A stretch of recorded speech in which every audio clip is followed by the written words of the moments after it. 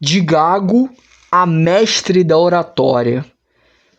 É uma proposta extremamente ousada, não é mesmo?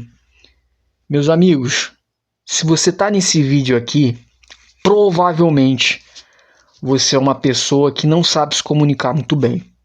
Ah, mas amigo secreto, não é meu caso, eu me expresso muito bem. De qualquer forma, veja esse vídeo até o final, porque eu vou deixar aqui insights, dicas sobre comunicação, que talvez você mesmo vai se questionar, nossa, que conteúdo valioso. Eu nunca vi isso em toda a minha vida. Por que ninguém me falou isso antes? Tá? Então, primeiro, eu já vou te adiantando, que é o seguinte: tem alguns temas que são fundamentais, que todo mundo deveria aprender na escola. Tá? Só que, por algum motivo, seja esse motivo intencional ou não, ou mera obra do acaso, você não aprende. Por exemplo, vou te dar algo concreto. Deveria-se ter aulas sobre educação financeira. O brasileiro é um completo idiota no sentido de educação financeira. E eu aplauso, eu parabenizo os geradores de conteúdo nesse nicho, né, em específico, que ensinam sobre educação financeira, que entram nos aspectos técnicos dos investimentos. Eles estão fazendo assim um trabalho fundamental, um trabalho magnífico. Mas, amigo secreto, você não tem desconfianças quanto ao papel do Estado? Eu tenho desconfianças completas. O Estado em si, a concepção de Estado, ela foi criada, a própria essência da concepção da escola, na verdade, né? O Estado criou a escola com uma ideia de doutrinação, uma ideia básica de doutrinação, de uniformizar o pensamento social, tá? Então é uma ferramenta de doutrinação, é uma ferramenta de impor ali na criança, ali no jovem em formação, a moralidade e os conceitos que o Estado quer que você tenha. Tá? Então é uma ferramenta para o Estado fundamental. Tá? Mas eu não estou entrando nesse mérito. Tá? Eu estou entrando no mérito daquela ideia ingênua, fantasiosa de que a escola é um lugar onde você vai aprender, você vai se desenvolver como ser humano e vai sair preparado para o mercado de trabalho. Então, eu tô usando ainda esse conceito, tá? Então, partindo dessa concepção mais ingênua de que a escola é um lugar mágico. E, gente, rapidinho, eu preciso fazer essa observação. Tem pessoas, principalmente, e isso aí é algo que vem mais de pessoas esquerdistas, tá? Então, quem tem uma ideologia mais à esquerda tem essa ideia de que educação é a resposta para todos os nossos problemas. Invistam em escolas, invista em educação que a gente terá. Nós teremos, né, pessoas mais educadas, mais cultas, a criminalidade vai abaixar. A criminalidade vai abaixar se a gente tiver várias escolas bem estruturadas, que vão dar uma boa alimentação para as crianças, um bom ensino, uma boa educação. Isso vai diminuir a criminalidade, isso vai resolver os problemas da sociedade. Pessoal, o partido do Bigodinho, a cúpula do partido, ela era constituída de pessoas do maior grau de intelectualidade que você possa imaginar, tá? O partido do Bigodinho, ele era composto de indivíduos altamente capacitados, altamente educados, tá? Então, educação não resolve porcaria nenhuma, tá? O problema da maldade, o problema da criminalidade é um problema moral, é um problema de ética, de caráter. E isso o Estado não tem como interferir. Quem interfere é a família e principalmente a religião, tá? Isso não é trabalho do Estado. Então, por mais que a gente tivesse escolas de alto nível para todos os cidadãos, tá? Para todo mundo, A gente tem escolas de alto nível, escolas públicas para pessoas de baixa renda. Entre lá que você vai se tornar o novo Albert Einstein. Isso não vai interferir nos índices de criminalidade, isso não vai fazer com que as pessoas sejam menos violentas, menos agressivas, nada disso, tá? Porque a criminalidade, o lado agressivo, o lado bestial do homem, que quer tirar proveito do próximo, que quer parasitar, que quer roubar, que quer agredir, que quer molestar, que quer fazer maldade, isso aí vem de uma natureza maligna, que já está enraizada no ser humano e que só pode ser trabalhada, que só pode ser consertada, se é que podemos usar essa palavra, por meio da moralidade, que eu acredito que é a moralidade judaico-cristã, tá? E por meio da família, que vai ali instituir no indivíduo valores de caráter, valores éticos, morais, etc, etc, tá? Então, eu tive que fazer essa observação porque é um conceito que muita gente acredita, que acha que se a gente investir em educação vai resolver todos os problemas da humanidade. Não vai, tá? Você pode ter uma sociedade com altos graus de escolaridade e composta por gente mau caráter, gente de má índole, tá bom? Então, feita essa observação, a gente vai continuar com o seguinte. Partindo desse pressuposto da escola boazinha, mágica, dos contos de fada, deveria se ter aulas de educação financeira, entendeu? E diversas outras aulas, tá? Entre elas, uma aula sobre comunicação, que é uma coisa básica e que, infelizmente, a grande parte dos indivíduos, eles se formam, eles vão para a faculdade e eles têm medo de falar em público, uma coisa tão comum. E a comunicação é simplesmente uma ferramenta incrível, porque pensa só, você tem um pensamento na tua cabeça, você tem um pensamento na tua cachola, e através da língua, as cordas vocais, elas vão produzir sons que você vai expressar ali por meio da tua boca, e ele vai pelo ar, vai entrar no ouvido, na orelha da outra pessoa, e aquele monte de som vai ser decodificado da tua cabeça, e você vai entender o que a outra pessoa está pensando, ou seja, nesse exato momento. Não, e fica mais mágico, porque nesse exato momento você está vendo um vídeo que foi gravado, tá? E foi postado, sabe-se aonde, no que chamam de nuvem, e você acessa esse vídeo pelo teu celular, que já é uma ferramenta incrível, se você for parar para pensar, tá? Nessa piração que eu estou falando contigo agora. Eu gravei esse vídeo, você está vendo esse vídeo no futuro, isso já é uma loucura. Eu estou falando para uma pessoa que vai assistir no futuro, ou seja, você está se comunicando com uma pessoa do passado, tá? Assistindo esse vídeo, tá saindo um barulho do teu celular, da tua televisão, e esse som, com essas palavras específicas, consegue ser decodificado pelo teu cérebro. Teu cérebro tem lá um software de linguagem, e ele está configurado na linguagem do português. E o meu cérebro também está configurado na linguagem do português. E através do português eu consigo expressar ideias para você. E você consegue entender. Isso para mim eu acho mágico. Porque a ideia é algo imaterial. E, gente, depois eu vou querer entrar nesse assunto também, que é um assunto incrível.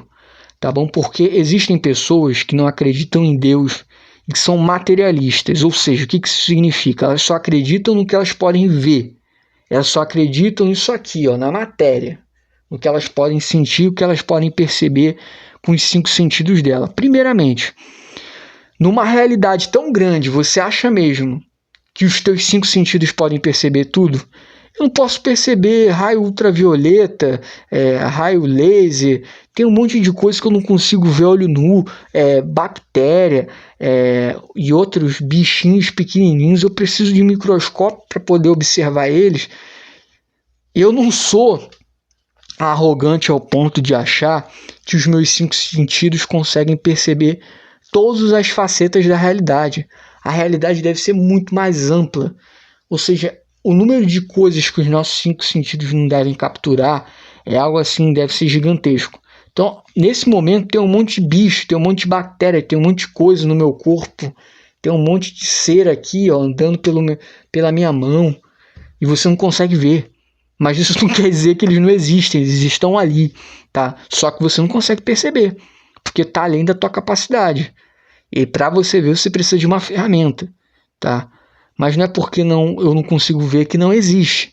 E a ideia em si, qualquer ideia que você tem, o pensamento, é algo que você não consegue tocar, é algo que você não consegue sentir. Mas ele não é por causa disso que ele não deixa de existir. Ele existe. Você sabe que existe. Por isso que eu não sou uma pessoa materialista. Eu acredito em coisas que eu não vejo. E acredito pela fé nessas coisas, tá? Mas eu sei por experiência empírica, experiência própria, que, por exemplo, tem pensamentos, ideias nas quais eu não vejo, porém existem. E quando eu me comunico, essas ideias, esses pensamentos, eles se materializam na realidade. Eles tomam forma, eles tomam corpo. Que discurso lindo, né? É lindo, é magnífico. Eu tô falando isso para te mostrar que a comunicação é algo simplesmente fantástico, tá? E existem milhões de brasileiros, eu acho que a grande maioria. Eu não tenho uma pesquisa, eu não tenho um instituto que fez ali uma datação, pegou uma base de dados e trabalhou esses dados. Eu não tenho nada disso. Eu tenho o meu sentimento, o feeling. E o meu feeling me diz que grande parte dos brasileiros saem da faculdade e não sabem falar, não sabem se comunicar. E quando chegam no mercado de trabalho, eles tomam uma porrada, é um impacto gigantesco, porque eles percebem que a comunicação, a ferramenta, é uma arma poderosíssima. Tá? É uma arma poderosíssima. Tanto é que os estados que estão em guerra, eles criam um setor que é um setor destinado à guerra de informação, tá? Que é um outro assunto que a gente pode entrar em outro vídeo, tá? Então, informação, você, por meio de informação, por meio de notícias, você consegue fazer guerra contra outro país, influenciando a mente de outras pessoas. Isso é uma forma de guerra moderna, que é a guerra da informação. Então, a comunicação é importantíssima. E olha só quantas coisas a gente abordou, tudo por meio da comunicação. Então, quero te falar que não é uma questão de você gostar ou não, de você querer ou não. Se você não aprender a se tornar um bom comunicador, você tá ficando para trás. É como se você estivesse numa guerra e você está se recusando a utilizar o teu fuzil. Você está se recusando, você está com um M16 na mão, uma R15 na mão, você joga a R15 no chão, você joga o teu fuzil G3 no chão e você fala assim: não, prefiro ficar com uma flor na mão. A flor vai ser mais eficiente. Então você vai começar com uma desvantagem competitiva altíssima, tá bom? Beleza, você entendeu que a comunicação é importantíssima. E como você pode se tornar um comunicador? Às vezes você tem um problema, você tem a língua presa, entendeu? Você, por exemplo, você é gago. Você tem um problema, ou mesmo você tem uma vergonha tão grande que ela atua como algo que te paralisa, entendeu? É um poder gigantesco que faz com que você fique totalmente imobilizado. O que você faz para poder lidar com essa situação? Eu vou te falar o meu caso, tá? Eu consumi milhares de horas de conteúdo na internet, de vídeo, tá? Milhares de horas. E através de ver vídeos de diferentes temas, diferentes assuntos, eu comecei a criar um repertório argumentativo que foi se expandindo. E eu já vou entrar para outro tema, porque o outro subtópico que eu coloquei aqui, ele se correlaciona de maneira muito perfeita, tá, com esse subtópico, porque eu coloquei aqui, ó, consuma horas de conteúdo audiovisual. Aí o terceiro eu coloquei aqui, leitura. Tipo assim, leitura importa, porém não é decisiva. Eu vou te explicar melhor. Há um mito de que se você ler muitos livros, você vai se tornar uma pessoa extremamente inteligente. Eu nunca gostei de ler, tá? Eu nunca gostei de ler. Eu sempre preferi ver vídeo. Eu sempre preferi assistir um conteúdo que tivesse a imagem, um vídeo rodando e o áudio. Eu sempre gostei disso. E até hoje eu prefiro ver um vídeo de um assunto que eu gosto e que tenha lá um orador ali explicando. Sempre foi a minha praia isso, tá? Ah, mas você então tem preconceito com o livro? Você não gosta de livro? Não, pelo contrário, eu acho o livro fantástico. Só que tem um livro muito interessante, que é o Fahrenheit 357, alguma numeração aí, que é um livro muito bom. Eu tenho bons livros aqui na minha casa. Eu gostaria muito de tirar um tempo para ler esses livros. Eu espero que eu venha ter vergonha na cara para ler esses livros. Alguns eu já fiz a leitura. Eu comprei livros que estão... Na verdade, a minha esposa me deu livros na época que eu estava namorando com ela. E tem livros nas quais ela me deu, ela gastou um dinheiro. Livros que eu gosto e eu não li ainda. E são livros importantes de assuntos que é do tema de distopia, que é um tema que me interessa e eu não li ainda. Então, livro é uma coisa incrível. Eu preciso ler esses livros. O problema é o seguinte, é o problema que o livro Fahrenheit, se eu não me engano, 357, vamos ver aqui. Aqui a gente vê ao vivo. Vamos ver o nome do livro ao vivo. Tá. Aqui não, acho que é Fahrenheit 451. Vamos ver aqui se eu acertei alguma das vezes. Eu não vou cortar, não vai ter edição, não vai ter nada, não. Porque aqui a gente faz ao vivo. Ó, tô digitando aqui. 451. Acertei. E tem uma parte desse livro que eu acho fantástica. Porque eu não vou dar spoiler do livro, não vou entrar nos detalhes, mas começa a ser uma discussão e levanta-se um questionamento de que como você pode colocar o livro na mesma balança, por exemplo, de um conteúdo que você assiste, que tem trilha sonora, áudio, várias imagens, várias edições, é um conteúdo extremamente bem produzido, e o livro é simplesmente letras num papel onde você tem que ler, você tem que prestar atenção, você tem que exercer o teu poder de imaginação. Porque num filme tá tendo corte, tá tendo trilha sonora mexendo com a tua emoção, tá tendo áudio, imagem, e tudo ali, ó, fazendo com que o teu cérebro seja estimulado. No livro, você tem que exercer a tua imaginação, pensar em como seria a feição dos personagens, as características físicas deles, o ambiente por meio da descrição. Então, você parte ali de um trabalho de imaginação.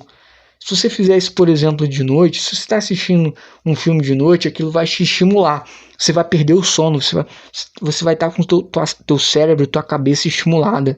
Se você ler um livro, por exemplo, de noite, é bem provável que você fique com sono. Tá?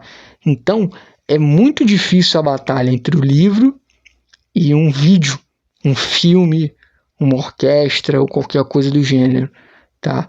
Porque a quantidade de dopamina, de formas que você vai ser estimulado com qualquer coisa que não seja um livro, ela é altíssima. Por exemplo, um jogo de videogame vai te estimular o teu cérebro de uma forma absurda, tá? Então é difícil para o livro batalhar com esse monte de coisa que a gente tem hoje em dia, na modernidade. Então, assim, o livro vai ser importante para você criar repertório, para você melhorar a tua argumentação, para você melhorar a tua comunicação, vai ser importantíssimo. Mas não se apegue ao livro, tá? Porque muita gente quer vender livro para você, quer vender e-book, ou mesmo te dar um e-book de graça para poder capturar as tuas informações, para te colocar no funil de vendas. E elas querem empurrar para você que livro é uma coisa que vai mudar você por completo. Olha, eu me considero um comunicador razoável, tá? Não me considero o melhor comunicador do mundo, longe disso. Acho que eu tenho vários problemas, tiques, coisas que eu tenho que melhorar na minha fala. Eu tenho que ler muitos livros ainda. A quantidade de livros que eu li em toda a minha vida é uma quantidade pequena. Eu vou completar 24 anos, daqui a pouco eu tô com 30, então assim, eu já não tô no tempo que eu posso simplesmente negligenciar esse tipo de coisa, tá?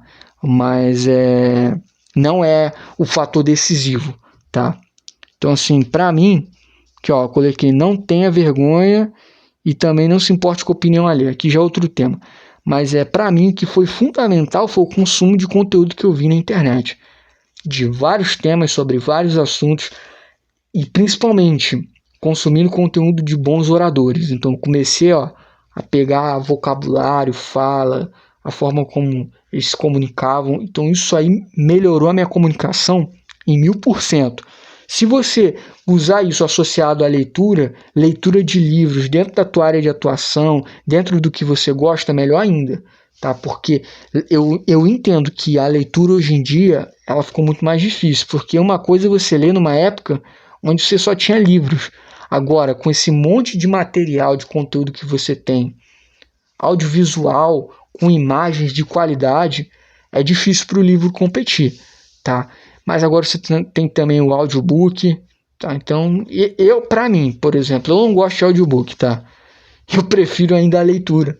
Entre o audiobook e a leitura, eu prefiro a leitura. Mas você tem aí alternativas, tá bom? Mas não vá pensando que a leitura é um fator decisivo. Eu não gosto de ler, eu sou uma pessoa mais audiovisual que nem você, amigo secreto. Então eu vou ser um idiota, eu vou ser um ignorante. Não é bem assim, tá bom?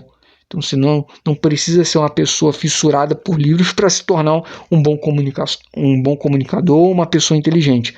Porém, o livro é importante e ele vai melhorar a tua capacidade de argumentação, de comunicação, teu vocabulário em 1000%.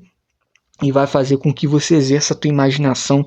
Então, assim, você ter o hábito de ler é uma prática extremamente saudável para a tua vida, tá? Para a tua vida intelectual, para a tua vida como cidadão. Vamos lá. O quarto é o seguinte: quer se tornar um bom comunicador? Cague para a opinião das pessoas, não tenha vergonha. Porque a partir do momento que você para de se preocupar com o que os outros vão pensar, você pode falar na rua, você pode falar em público. Então essa cobrança interna de, caramba, estão olhando para mim, será que eu estou falando bem? Será que eu estou bem vestido? Será que eu estou bem arrumado? Isso aí inibe o teu poder de comunicação, a tua fala, te deixa paralisado. A partir do momento que você começa a ignorar esse tipo de coisa, você vai deslanchar, tá? E por fim, cara, vou te falar, me ajudou muito isso aí. Então guarda, é uma dica de ouro, tá? É uma dica de ouro. Eu acho que foi uma das principais coisas que eu fiz que melhorou a minha fala. Que foi o seguinte: no passado, no meu tempo de escola, eu gostava muito de debater.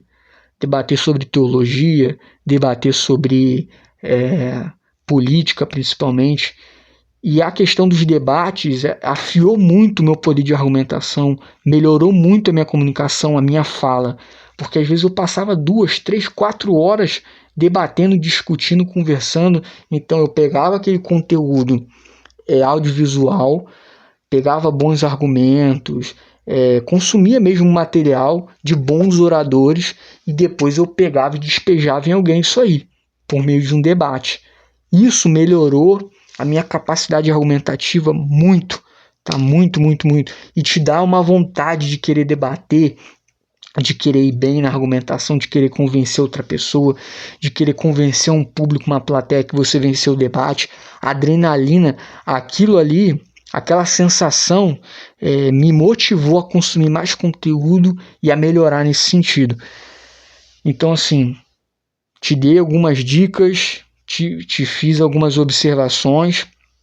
Se você seguir por esse caminho, não tem outro caminho. Assim, não tem outra possibilidade que não seja de que você vai se tornar um bom comunicador, tá? E começa. Grava vídeo no YouTube, tenta debater na escola, tenta conversar, começa, tá? Porque se você ficar só na teoria, eu vou comprar um livro sobre comunicação.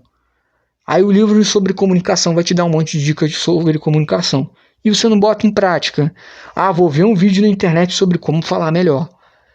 Aí você não põe em prática também, aí não vai adiantar. Tá? Aí você vai ficar aí sempre na teoria e nunca vai se pôr à prova no campo de batalha. Tá bom? Então assim, se você gostou desse vídeo, muito obrigado. Não esquece de deixar aquele teu like, hypar esse vídeo, se inscreve no vídeo, no canal, ó, se inscreve no vídeo, se inscreva no canal. Discorda de mim, pensa diferente, tem alguma coisa para acrescentar?